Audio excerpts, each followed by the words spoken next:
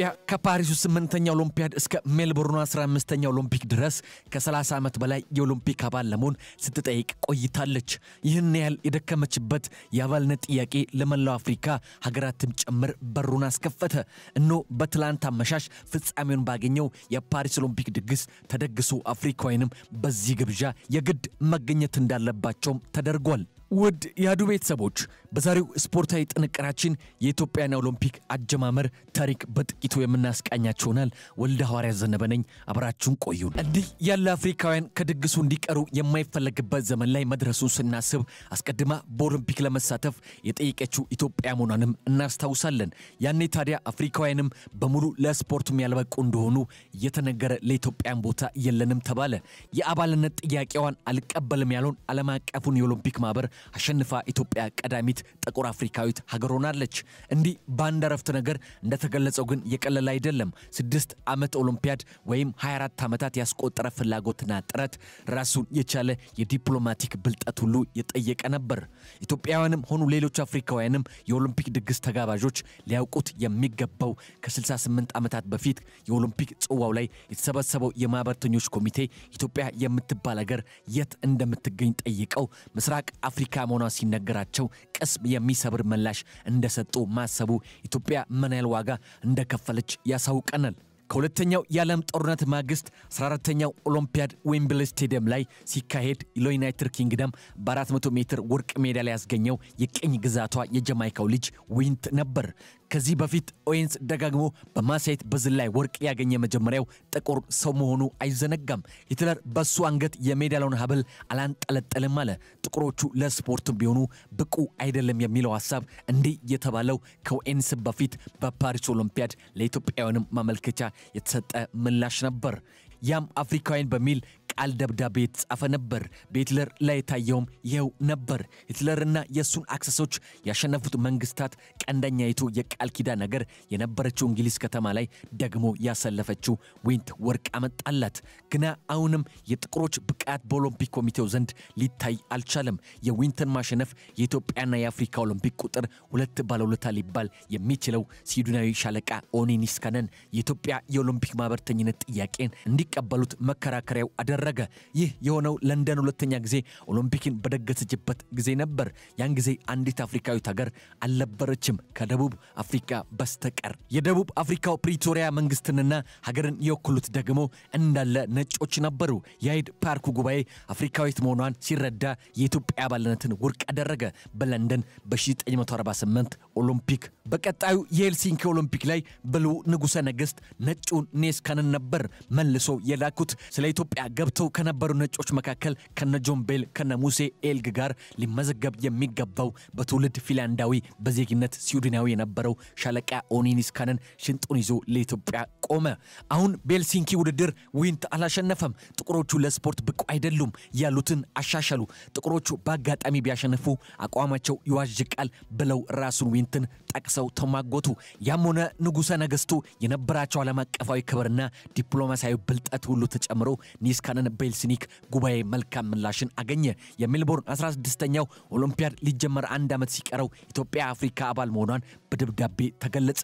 ያኔ ኒስካነን ከስዊድናዊ ጋር ከሚኖርበት ቤት መጥቶ አዲሱ ቤት ቀይሮ ነበር። በቤት ውስጥ ሳውና ባዝም አበጅቶ ነበርና የኢትዮጵያ ስፖርት ሰዎች የነበሩት ወጣቶችን ይርነቃቸው ተሰማና ፍቅሩ ኪዳኔን እንዲመረቁለት ጋብዟቸው በርሱ ቤት ተሰብስበው ነበር። ፍቅሩ ኪዳኔ ከውጭም ከሀገር ውስጥም የተላኩ የስፖርት ፌዴሬሽኑን ደብዳቤዎችን ተሸክሞ ነበር። እዚያ ሆኖ ደብዳቤዎችን በአይነታቸው መለየት ጀመረ።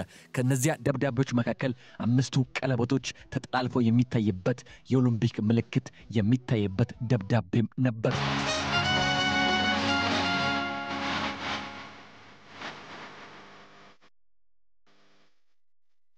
ትግሉ የተጀመረው ግን ከ30 ዓመት በፊት ነበር። በ1913 ዓመተ ምህረት የፓሪስ ኦሎምፒክ ከ8ኛው ኦሎምፒያድ በፓሪስ ነበር የተካሄደው። በዓለም አቀፋዊ ግንኙነት ከተቀረው የዓለም መንግስታት ጋር ራሷን ማወዳጀትም ለተጀመረ ያሰበችው የንግስተ ነገስታት ዘውዲቱ ኢትዮጵያም ደግሞ ልኡክ ወደ አውሮፓ ልካ ነበር። በተፈሪ መኮንን የሚመራው ልኡኩ ፓሪስ የደረሰው በኦሎምፒያድ ነበር። ማንኛውም የፈረንሳይ መንግስት ባለስልጣን በውድድሩ ማካሄጃ ቦታ ታድሞ ይውላል። ከአፍሪካ ቀንድ ለስራ ያካሄደው የንግስቲቱ እንደራሴና አልጋወራሽ ተፈሪ መኮንንን በይፋ የሚቀበልም አልነበረም። ይህ በዚህ ዓለም ልዩ ሆኖ በፈረንሳይ ፒየር ደ ኩበርቲን ሐሳብ ከ28 ዓመታት በፊት የተጀመረው ኦሎምፒክ እስኪያበቃም የባለስልጣናቱ ቢሮ አይከፈትም ነበር። ስለዚህ ንጉሱ ተፈሪ መኮንንም የሚካሄደውን ውድድር ይመለከቱ ዘንድ በክብር ተጋበዙ። በኦሎምፒክ ሜዳ በመገኘት ባለም ከሚገኙ መንግስታት ባለስልጣናት ጋር የዓለም አቀፍ ኦሎምፒክ አባል የሆኑ ሀገራት ስፖርተኞች የሚያደርጉትን የውድድር ጨዋታ በመመልከት ልኡኩ በፈረንሳይ የሚያደርገውን የሥራ ጉብኝት ጀመረ። ግብዣው የፈረንሳይ ባለስልጣናትን ማግኘት ባለመቻላቸው ፍቃደኛ ቢሆኑ እርሳቸው ቢገኙና ጨዋታቸውን ቢከታተሉ ተብለው እንደተገኙና እንደተመለከቱ በሚያስገነዝብ መንፈስ ነው በ1992 ዓ.ም የታተመው የኢትዮጵያ ኦሎምፒክ መጽሔት ያቀረበው። የኢትዮጵያ መንግስት አልጋ ወራሽን እንደራሴ የነበሩት በኋላ ንጉሠ ነገሥት በሆኑበት ዘመን ኢትዮጵያን የኦሎምፒክ አባል እንድትሆንና አትሌቶች ለውድድሩ በማብቃት ተሳታፊ እንድትሆን ትልቅ ሚና የተጫወተውን ሻለቃ ኦኒ ኒስካነንን በቤተ መንግስታቸው የነገሩት ግን በዚያ መንፈስ እንዳልሆነ ያሳውቃል።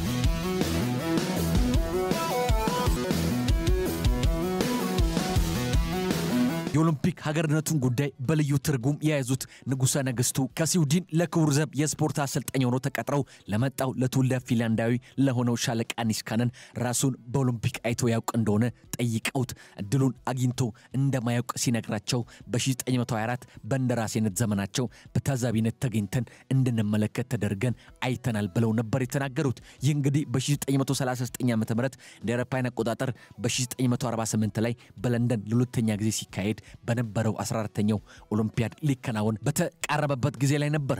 ከዚሁ ከፓሪስ አንደኛው ኦሎምፒያድ ጀምሮ ነው እንግዲህ የኢትዮጵያ ኦሎምፒክ ታሪክ የሚጀምረው። በዚያ ወቅት አልጋ ወራሽና እንደራሴ የነበሩት ተፈሪ መኮንን የኦሎምፒክ መስራችና አባት የጊዜው ፕሬዝዳንት ከነበሩት ሜሊ ፒየር ደ ኩበርቲን ጋር የኢትዮጵያ የኦሎምፒክ ተሳታፊ መሆን የምትችልበት ሁኔታ ላይ በሚገባ ተነጋገሩ።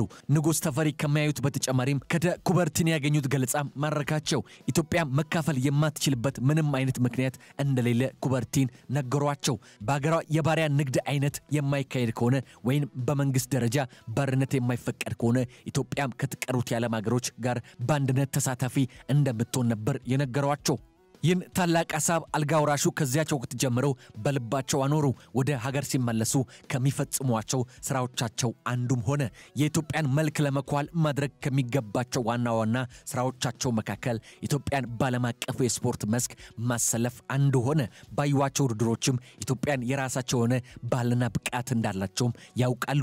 በ1918 ዓ.ም በ1926 እንደ አውሮፓውያን አቆጣጠር አፍሪካውያን ገና ስፖርትን መማር አለባቸው። ተፈሪ መኮንን ወደ ሀገር እንደተመለሱ በርካታ ተቋማትን እንደ አስፈላጊነቱ ደረጃ በቅድመ ተከተል አቋቋሙ። እንደገና ብርሃንና ሰላም ማተሚያ ቤትን ማጠናከር በስማቸው ለመክፈት ያስጀመሩት በአዲስ አበባ ሁለተኛው የተፈሪ መኮንን አስኳላ ትምህርት ቤት ግንባታ ከዋነኞቹ ግንባር ቀደምቶች ነበር። በዚህ ትምህርት ቤት ነበር ለመጀመሪያ ጊዜ የሰውነት ማጎልመሻም እንደ አንድ መደበኛ ትምህርት ሆኖ የተያዘው። በኢትዮጵያ የአካል ጥንካሬና ቅልጥፍና እንዲሁም ልዩ ውድድር ጨዋታዎች በየመንደሩ ሁሉ ከታላቁ እየወረሰ የሚቀጥለው ነበር። በነገው ስፖርታዊ ጥንቅራችን ምዕራፍ 2ን የምናስቃኛችሁናል። ለዛሬ እዚህ ጋር ስላበቃው መልካም ምሽት።